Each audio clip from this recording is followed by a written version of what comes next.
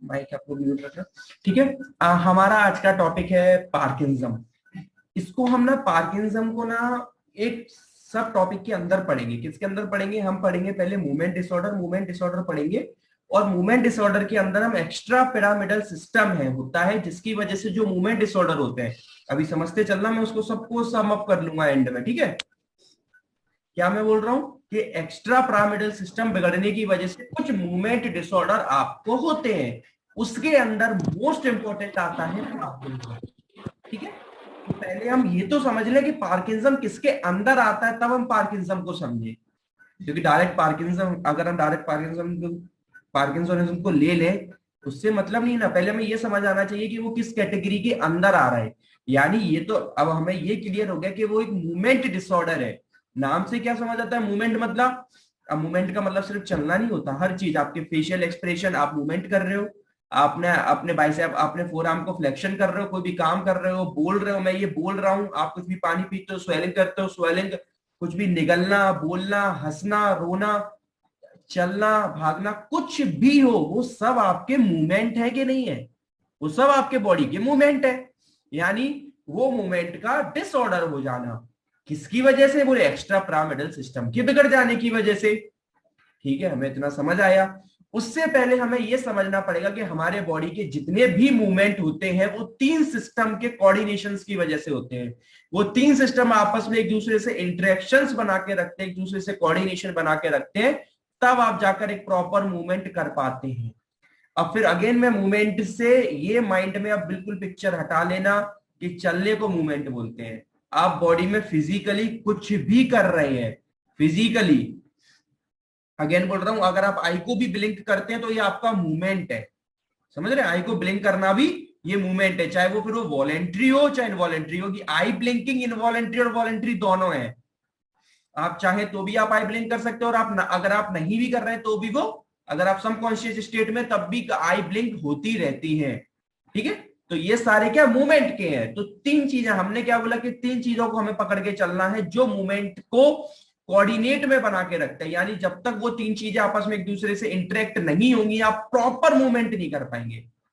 Proper movement का सिर्फ इतना मतलब से नहीं होता। हमें तो लगता है कि हमने सिर्फ हाथ उठा लिया, मगर एक फोर आर्म को फ्लेक्शन करने में पूरे ब्रेन को, फिर स्पाइनल कॉर्ड से जो क्या क्या चीज है, अगर आप खुद इमेजिन करके देखो, आपने सोचा कि मुझे फोर आर्म का फ्लेक्शन करना है, क्या सिर्फ सोचने से हो गया?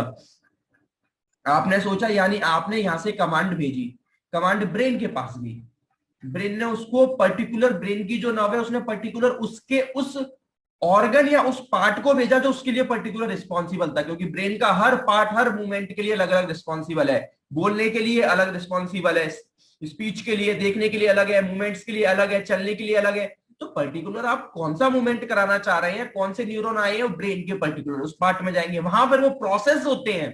प्रोसेस होके फिर वो वापस आते हैं किसके? स्पाइनल कॉर्ड के थ्रू।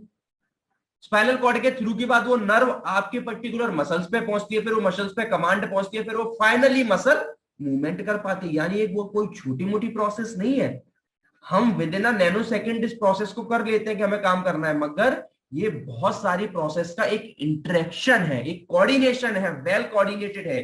कुछ भी बिगड़ जाता है उनमें से, अगर एक भी स्टेप बिगड़ जाएगा तो आपका ये कोऑर्डिनेशन इजिली बिगड़ जाता है। तीन मेन रिस्पॉन्सिबल रहते हैं इसके लिए। पहला होता है पिरामिडल सिस्टम। पिरामिडल सिस्टम, ये तीनों आपस में अगर एक दूसरे से कॉन्टेक्ट, दूसरा बोले, दूसरा होता है सेरिबेलर। सेरिबेलर, ठीक है। और बोले सर तीसरा, तीसरा होता है एक्स्ट्रा पिरामिडल।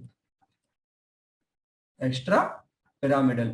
अगर अब इनमें से तीनों जब एक दूसरे के साथ कोऑर्डिनेट करते हैं, तब आपको जाकर एक प्रॉपर मूवमेंट देखने को मिलता है। तीनों के, यानी तीनों के अपने अपने काम है। तीनों के अपने अपने काम हुए ना, इसका मतलब यही तो हुआ। वो तीनों अपने अपने काम करेंगे, मगर क्या एक काम करेगा और एक काम ना करे तो उससे काम चल जाएगा? नहीं। बोले ये एक काम को एक पॉइंट पे पहुंचा देगा। जैसे एक रिले रेस होती है ना, रिले रेस किस तरीके से होती है? तीन लोग दौड़ रहे हैं, एक ने एक पर्टिकुलर पॉइंट तक पहुंचा दिया, फिर वहां से दूसरे ने एसोसिएट कर दिया, फिर तीसरे ने एसोसिएट कर दिया। यानी जो रेस अब जीते वो तीनों के म्यूचुअल इंटरेक्शन और कोऑर्डिनेशन से जीते। तो उसी तरीके से ये हमारा होता है। तीनों के काम समझने की कोशिश करो पहले, ठीक है। नोट्स में मिनिमम टू मिनिमम लिखा है। ये आपको बिल्कुल नोट्स में उस तरीके से लिखा है कि आपको एग्जाम में क्या लिख के आना है, समझ रहे हो। लेकिन मैं आपको वो बताऊंगा कि आपको लाइफ लॉन्गेटिविटी में चीजों को याद कैसे रखना है।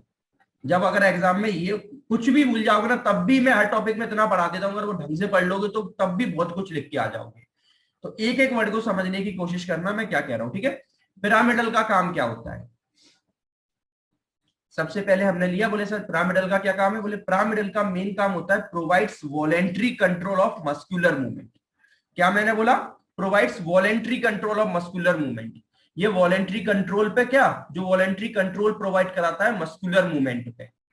क्या डेफिनेशन में उन्होंने बोली, provides voluntary control of sorry muscular movement. इसके दो पाथवे चलते हैं पिरामिडल में, हमेशा दो पाथवे चलते हैं। बोले कौन कौन से, पहला चलता है cortico bulbar pathway, cortico bulbar pathway. और दूसरा पाथवे चलता है आपका कौन सा, दूसरा पाथवे चलता है आपका कॉर्टिको स्पाइनल ट्रैक्ट।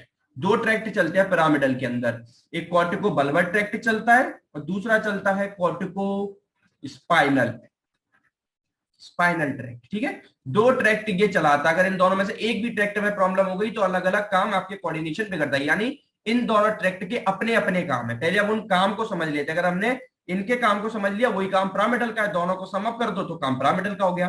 बोले कॉर्टिको बल्बर का क्या काम है, देखो कोई भी आप मूवमेंट करते हो ना एक मूवमेंट को करने के लिए पहले ब्रेन में ही कमांड चलती है। जो कॉर्टिको बल्बर ट्रैक्ट ना, ये विद इन ब्रेन काम करता है। और कॉर्टिको स्पाइनल क्या है, बोले ब्रेन से स्पाइनल कॉर्ड में ले जाके फिर मसल्स के पास ले जाना। नाम में ही लिखा है cortico bulbar, cortico spinal. Cortico means होता है मोटर कॉर्टेक्स, जो क्योंकि आप यहां अपन मूवमेंट की बात कर रहे थे, यहाँ सेंसरी सिस्टम तो आएगा नहीं सर, जो भी आएगा वो मोटर ही आएगा ना। तो हमें कहां कमांड पहुंचाना है, बोले मोटर कोटेक्स पे ही तो पहुंचाना है, ब्रेन में। तो जो कॉर्टिको बल्बर है, इन दोनों में मोटर कोटेक्स तो होना जरूरी है, क्योंकि काम तो मोटर कोटेक्स में ही होना है ना। ये वाला ऊपर होता है जो कॉर्टिको बल्बर वाला, ये मोटर कोटेक्स से आपके बल्बर, बल्बर यानी कौन सा, मेडुला ऑब्लोंगेटा।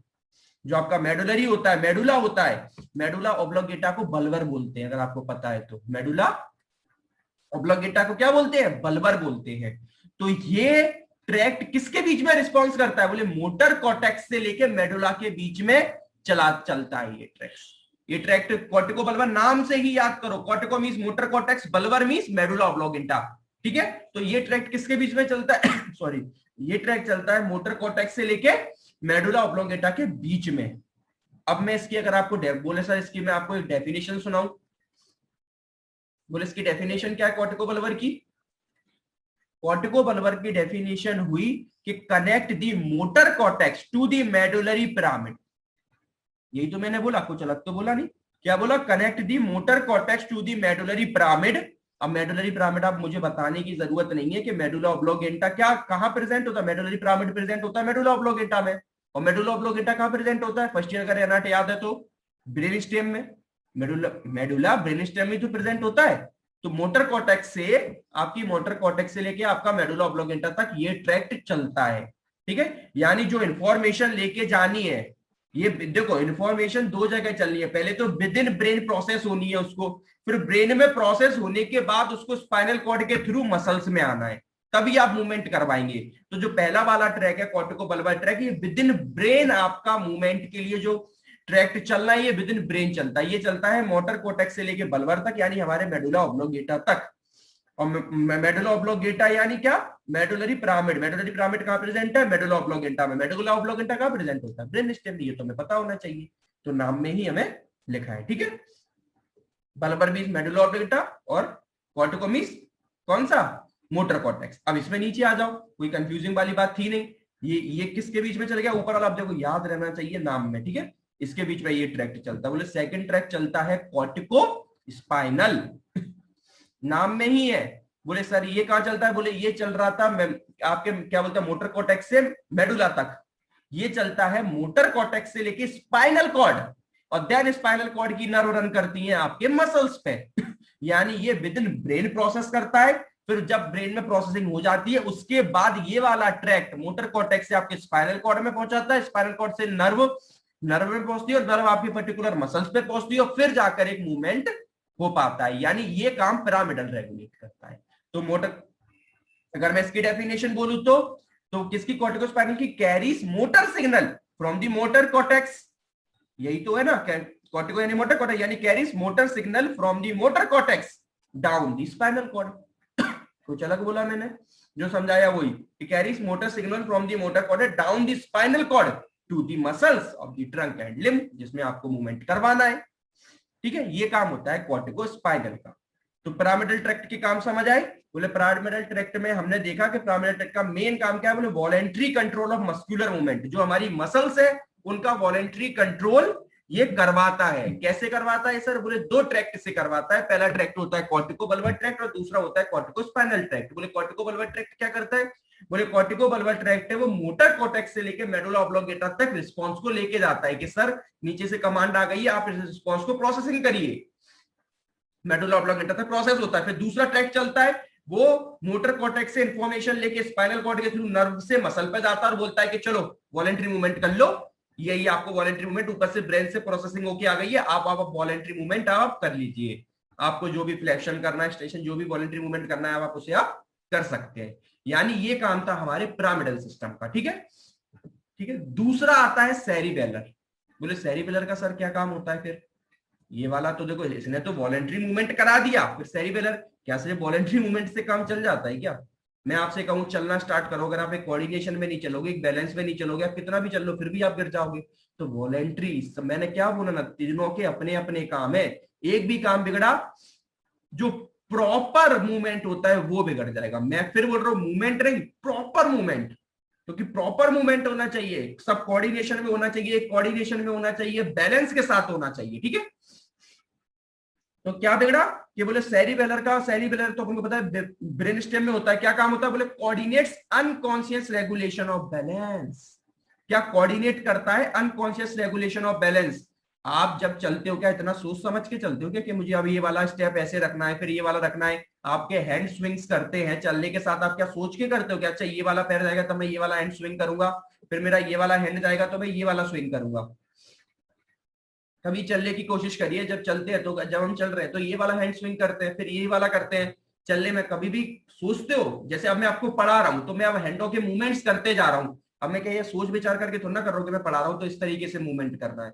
ये सब आपका कंट्रोल संभालता है सेरिबेलम, यानी क्या संभाल रहा है, कोऑर्डिनेट्स अनकॉन्शियसनेस रेगुलेशन, कोऑर्डिनेट्स करना, अनकॉन्शियस रेगुलेशन ऑफ बैलेंस, जो भी आप क्या जैसे खड़े हो चल रहे हो सब कुछ बैलेंस में चल रहा है। अगर सब कुछ बैलेंस में नहीं चलता, ग्रेविटी नीचे खींच लेगी, आप आगे गिर जाओगे। तो उसको बैलेंस में बनाना, मसल टोन को रेगुलेट रखना, मसल टोन बहुत इंपॉर्टेंट है कि कब टोन आपको लूज करनी है, कब छोड़नी है, कब एकदम टाइट करनी है, कब छोड़नी है, क्योंकि चलते टाइम आप एक टोन में तो रखते नहीं हो, एक पैरों को क्या करते हो, टोन बना के रखते हो फिर रिलैक्स करते हो, फिर बना के रखते हो फिर रिलैक्स करते हो। तो मसल टोन को मेंटेन करना plus coordination of voluntary movements. Coordination कैसे, अब आई का ब्लिंक कर रहा हूं मैं, आई आई ब्लिंक पे ही बताओ, क्या मैं ऐसे करता हूँ एक आंख का ब्लिंक कर दूं और एक का ना करूं? अगर मैं वॉलेंट्री कर रहा हूं, मैं दोनों आंखों का ब्लिंक, तो एक कोऑर्डिनेशन में हो रहा है कि नहीं हो रहा है? जब मैं चलता हूं तो पहले एक पैर स्टेप रखता हूं फिर दूसरा रखता हूं, मैं सोच विचार करके रखता हूं क्या क्या अगला सॉरी अगला स्टेप रखना है, वो तो अपने आप रखता जा रहा है ना। कैसे रख रहा है, क्योंकि उसके लिए रिस्पॉन्सिबल है सेरिबेलर, वो आपके सारे कोऑर्डिनेशन बना के चलता है। ठीक है, यानी हमने पिरामिडल का समझा और सेरिबेलर का समझा। नेक्स्ट हम समझेंगे एक्स्ट्रा पिरामिडल सिस्टम, और ये हमारा आज का हॉट टॉपिक है। ठीक है, यही हमें आज का पढ़ना है। बोले फिर सर एक्स्ट्रा पिरामिडल का काम क्या है? हमने ठीक है पिरामिडल का समझ लिया, सेरिबेलर का समझ लिया। बोले एक्स्ट्रा पिरामिडल का काम है it target cover motor neurons in the spinal cord. ये ब्रेन से नीचे वाले की बात हो रही है, ब्रेन से नीचे। ब्रेन से नीचे क्या होता है, बोले सर ब्रेन से नीचे स्पाइनल कॉर्ड होती है। बोले स्पाइनल कॉर्ड में कौन से न्यूरॉन होते हैं? बोले लोअर मोटर न्यूरॉन होते हैं, क्योंकि अपर मोटर न्यूरॉन होते हैं आपके ब्रेन में और लोअर मोटर न्यूरॉन होते हैं आपके स्पाइनल कॉर्ड में। तो ये आपके लोअर मोटर न्यूरॉन को अफेक्ट करता है जो कि स्पाइनल कॉर्ड में प्रेजेंट होते हैं। तो बोले उससे क्या करता है, ये आपके क्या बिगाड़ देगा? अब अगर आपके स्पाइनल कॉर्ड के लोअर मोटर न्यूरॉन को ये रेगुलेट करता है, अगर ये बिगड़ गए तो क्या करेगा, it target lower motor neurons in the spinal cord, जो किसमें इन्वॉल्व होते हैं, that are involve in reflexes. जो भी आप रिफ्लेक्स दिखाते हैं ना, सडन रिफ्लेक्स आते हैं, रिफ्लेक्सेस, लोकोमोशन, चलना प्रॉपर, कॉम्प्लेक्स, सबसे बड़ी चीज कॉम्प्लेक्स मूवमेंट। आपकी वॉकिंग आपको लगता है कि नॉर्मल मूवमेंट है, आपकी वॉकिंग बहुत बड़ा कॉम्प्लेक्स मूवमेंट है।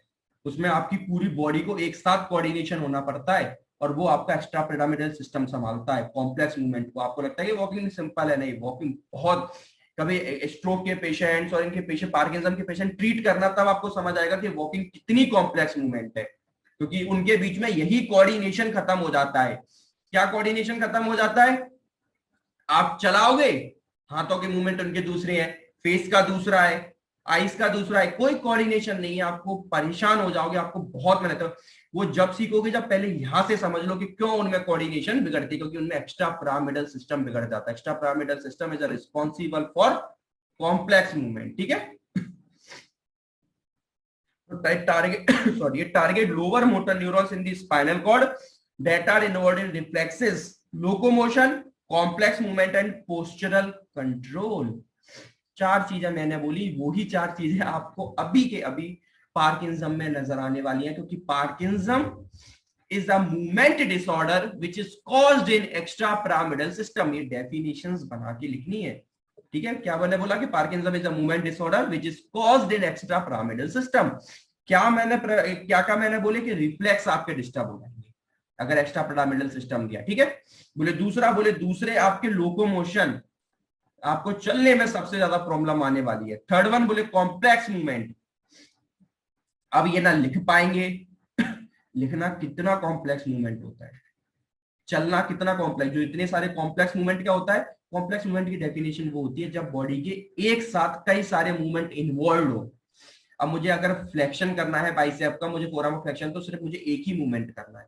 अगर मुझे चलना है तो मुझे हाथों का, पैरों का, ट्रंक का, नेक का, आइस का, बैलेंस सब कुछ मेंटेन करके लगना। जब मुझे लिखना है तो मुझे फिंगर्स का, रिस्ट का, एल्बो का, आर्म का, आई का, सबका सब मूवमेंट कोऑर्डिनेट करके चलना है। जब बहुत सारे मूवमेंट एक वक्त कराए उसे कॉम्प्लेक्स मूवमेंट बोलते हैं, ठीक है। लास्ट वन बोले पोस्चरल कंट्रोल। बोले सर पोस्चरल कंट्रोल का मतलब क्या होता है? तीन तो समझ आ गए।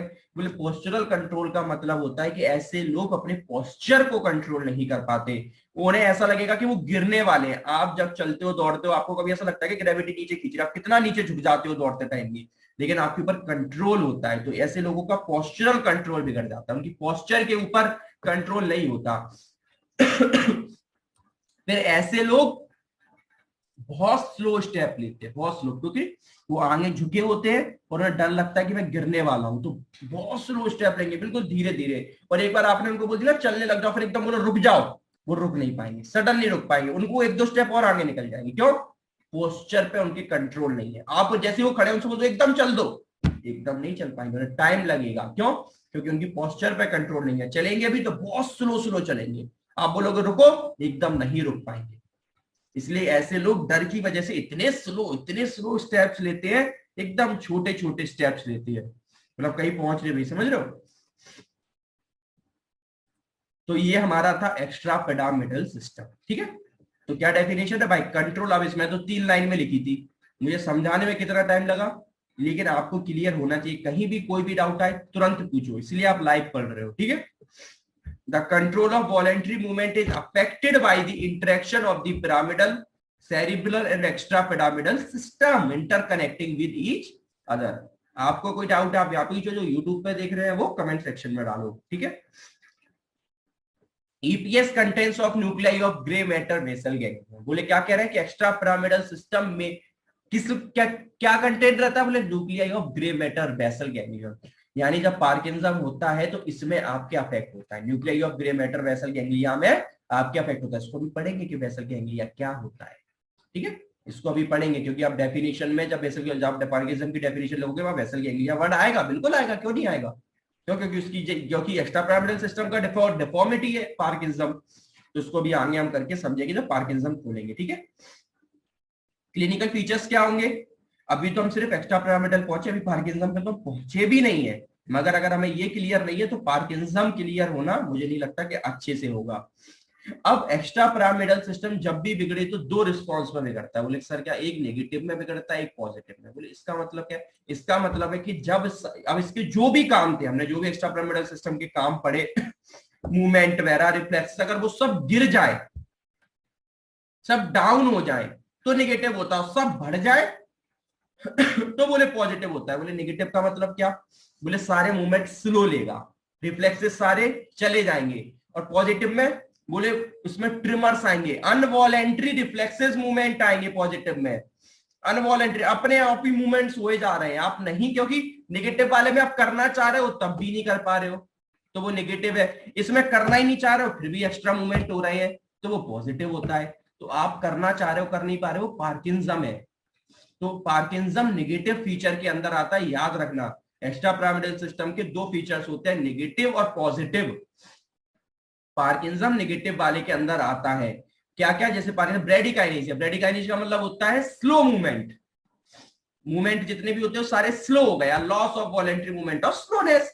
पार्किंसम डिसीज अभी पढ़ेंगे, फेशियल एक्सप्रेशन सब चले जाएंगे। पार्किंसन मतलब सारी चीजें घटा दो, रिड्यूस्ड कर दो, तो वो निगेटिव फीचर है। पार्किंसन के अंदर ब्रेडिकाइनेसिया और पोस्चरल डिस्टर्बेंस सब ये अपन सब पढ़ेंगे, ठीक है। इस निगेटिव में क्या लिखा है? पोस्चरल डिस्टर्बेंस ये देखने को मिलता है, लॉस ऑफ राइटिंग रिफ्लेक्स ये पार्किंसन के अंदर देखने को मिलता है। क्या होता है राइटिंग रिफ्लेक्स? बहुत अच्छा रिफ्लेक्स होता है, याद कर लो इसे अभी यहीं। ये आपसे पूछते हैं what is writing reflex. Righting reflex को एक नाम से और जानते हैं, वो होता है labyrinthine reflex.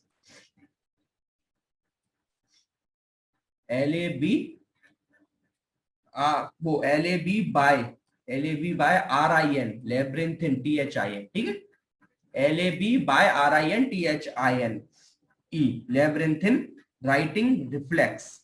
Righting reflex also called as labyrinthine reflex या लेब्रिंथिन राइटिंग रिफ्लेक्स। तो किसी भी, अब ये अगेन 2 मार्क्स का क्वेश्चन आ गया।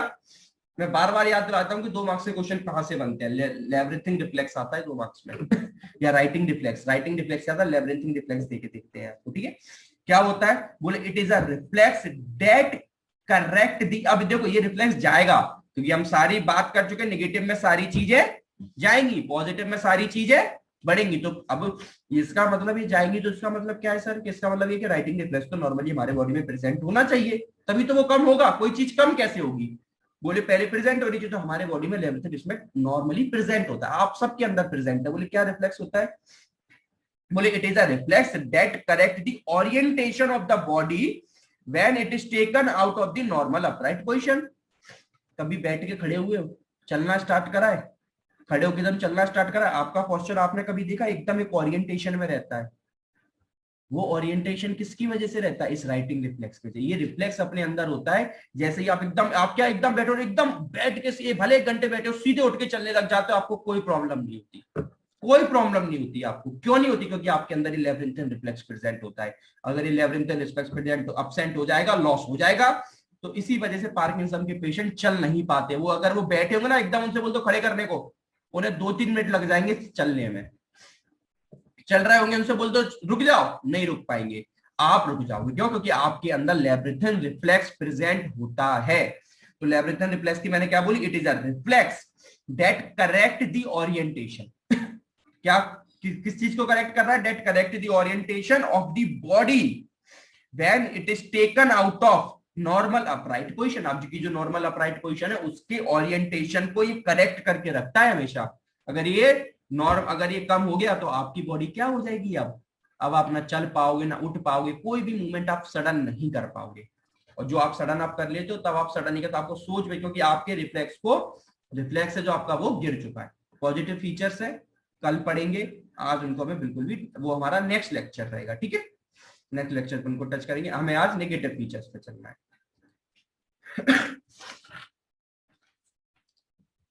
पार्किंसन, ठीक है, सबसे इंपॉर्टेंट। बोले पार्किंसम क्या है? बोले it is a chronic progressive disease of CNS। नाम में समझना, क्रॉनिक है, बहुत खतरनाक है। सबसे बड़ी चीज ये प्रोग्रेसिव है।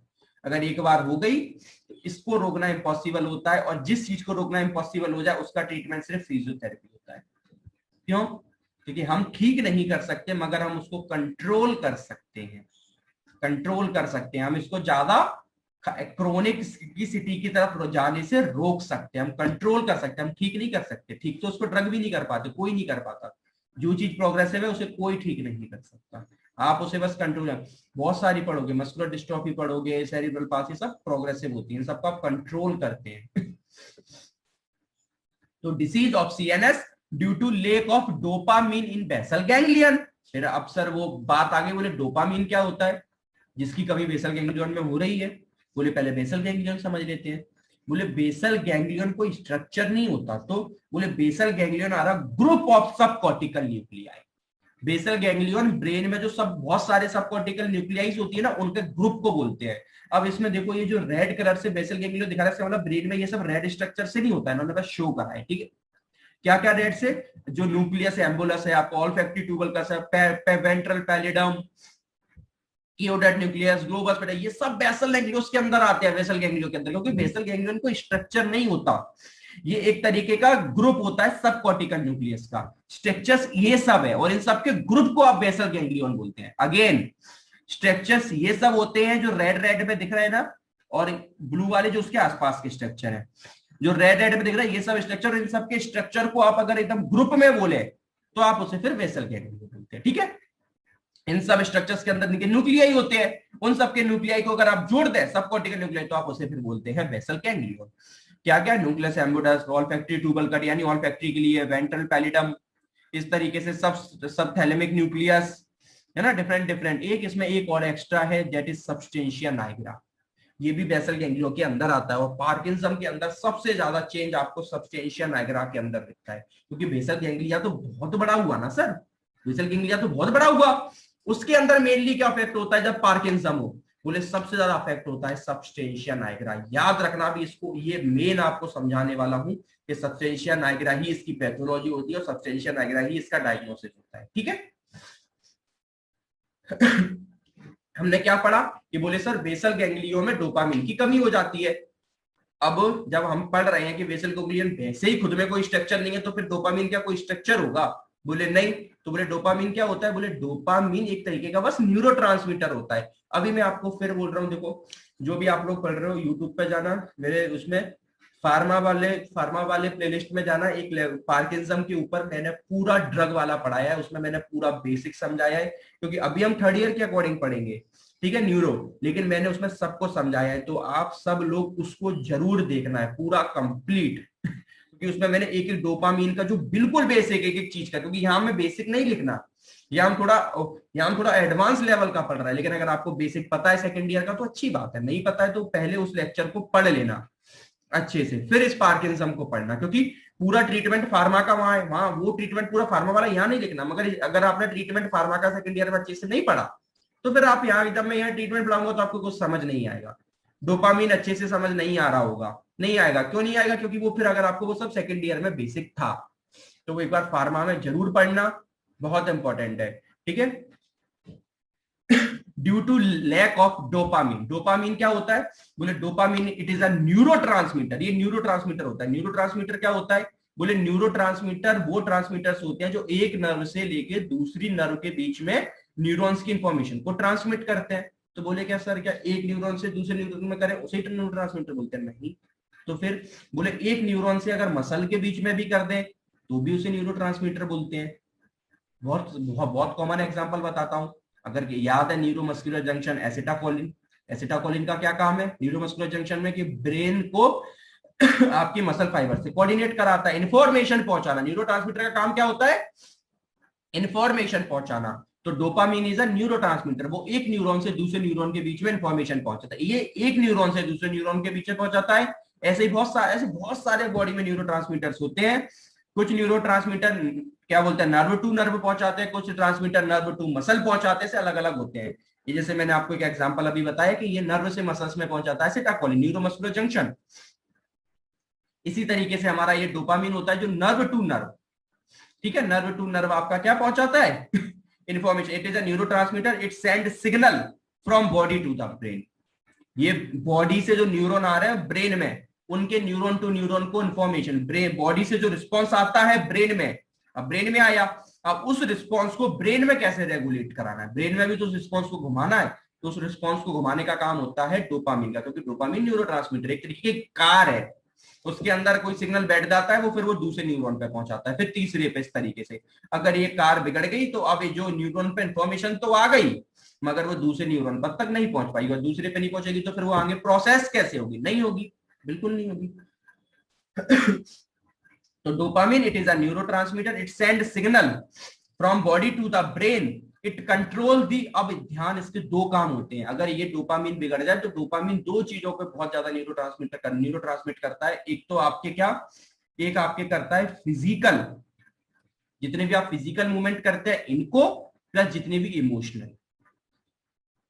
जितने भी इमोशन, ब्रेन से आप इमोशन होते हैं, सोच विचार करते हैं, कुछ भी करते हैं, तो इन सबको भी जो एक ब्रेन में सिग्नलिंग होती है ना, एक न्यूरॉन से दूसरे न्यूरॉन तक पहुंचाना, तो उनको भी डोपामिन ही पहुंचाता है। यानी अब आप बोल सकते हो कि पार्किंसम के पेशेंट में फिजिकल सिम्टम तो देखने को मिलते ही मिलते हैं, प्लस अब आपसे कोई बोलेगा कि पार्किंसम सिम्टम में डिप्रेशन क्यों देखने को मिल गया, पार्किंसम के सिम्टम पेशेंट साइकोटिक क्यों हो जाता है, क्यों इतना ज्यादा गुस्सा करने लग जाता है, डिप्रेसिव हो जाता है, साइकोलॉजिकल प्रॉब्लम हो जाती है, एंजाइटी वगैरह, क्यों?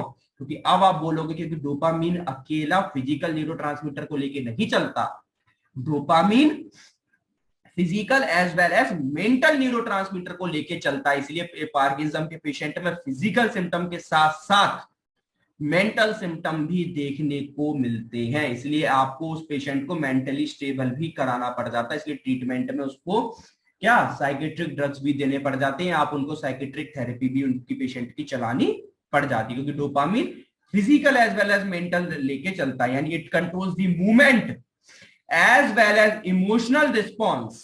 So balance of dopamine is vital for both physical and mental. ठीक है, मैंने आपको इसकी प्रॉपर डोपामिन समझा दिया, बेसल गैंग्लियन समझा दिया, पूरी डेफिनेशन समझा दी। ठीक है, तो पार्किंसन क्या डिस्क्राइब्ड बाय, इसको किसने दिया, जेम्स पार्किंसन ने दिया था, उसके नाम पे पड़ा। मेल फीमेल में रेशियो देखे तो 3:2 का है। ठीक है, मेल में ज्यादा होता है। एज ऑफ ऑनसेट आपको पता है क्या, ओल्डर एज में होता है, जनरली 50 साल के ऊपर में ये होता है। एग्जैक्ट कोज कोई नहीं जानता, एग्जैक्ट कॉज कोई नहीं जानता क्यों होता है।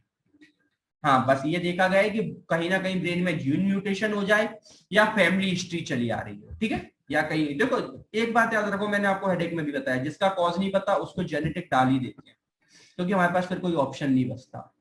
तो हम बोल देते हैं कि अरे जिसका कोई कॉज नहीं है तो जेनेटिक से उतर ही जाऊंगा, और वैसा होता भी है। ठीक है, तो पार्किंसम अगर जेनेटिक में है तो वो उतरता है, या फिर अगर जरूरी नहीं है, अगर आपको वो भी है तो जीन म्यूटेशन की वजह से भी हो सकता है। लेकिन एग्जैक्ट कॉज अभी तक कोई नहीं जानता कि पार्किंसम क्यों हो जाता है। यानी पार्किंसम मतलब डोपामिन की कमी क्यों हो जाती है, पार्किंसम का मतलब क्या है, डोपामिन की कमी होना। ठीक है, कहां पर, वेसल गैंग्लियो में। तो डोपामिन की कमी क्यों हो जाती है। ठीक है, कुछ कॉजेस। अब देखो, इसमें एक बहुत प्यारी लाइन लिखी, ये 4 है, ये 2 मार्क्स के क्वेश्चन में आपसे पूछते हैं। क्या पूछते हैं, एक क्वेश्चन आ जाता है, व्हाट इज पार्किंसम प्लस सिंड्रोम।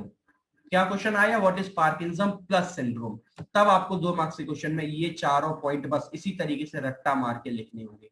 इन चारों को समझाऊंगा मैं, मगर इनको लिखना आपको पड़ेगा। 0.5 मार्क्स के 2 नंबर सीधे दिलाते हैं, एक भी याद नहीं है, कुछ भी याद नहीं है, सीधे नंबर के। ठीक है, इनको क्या बोलते हैं, पार्किंसम प्लस सिंड्रोम। ऐसा क्यों बोलते हैं क्योंकि ये चारों वो डिसीजेज हैं जो पार्किंसम को करा देती। इन क्या मतलब, मैंने क्या बोला, मैंने बोला कि अगर आपको सपोज मल्टीपल सिस्टम एट्रोफी हुआ, तो बोले सर मल्टीपल सिस्टम एट्रोफी होगा तो उसके अंदर आपको कम से कम अगर 10 सिम्टम्स आपके अंदर नजर आ रहे हैं ये होने की वजह से, तो उनमें से एटलीस्ट 4 सिम्टम्स वो पूरे होंगे जो पार्किंसम वाले होते हैं। यानी अगर आपको ये हो गया तो आपको पार्किंसम हो सकता है।